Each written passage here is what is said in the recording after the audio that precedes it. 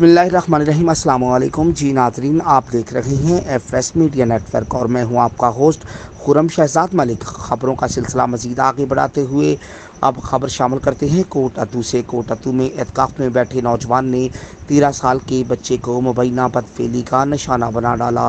Police के मुताबिक वाक़या गुज़श्ता शब सनानवा में पेश आया, जहां एतकाफ़ में बैठे 28 साला शख्स ने एतकाफ़ में बैठे 13 साला बच्चे को मुबैना तौर पर बदफेली का निशाना बनाया। मुतासरा बच्चे ने पुलिस को बयान दिया कि मुलज़िम ने एतकाफ़ के दौरान अपने बिस्तर में ले जाकर इससे बदफेली की।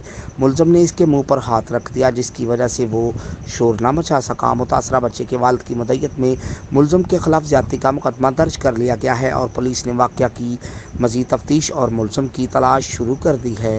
दूसरी जानब वालिद की मदईयत में दर्ज मुकदमे में बताया गया कि मस्जिद के कारी ने फ़ोन करके आने का कहा और जब पहुंचा तो बच्चे ने बताया कि मुलज़िम ने वाशरूम में इसे बदफेली का निशाना बनाया।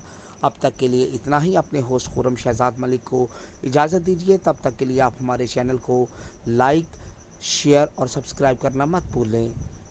पाकिस्तान जिंदाबाद, वस्सलाम।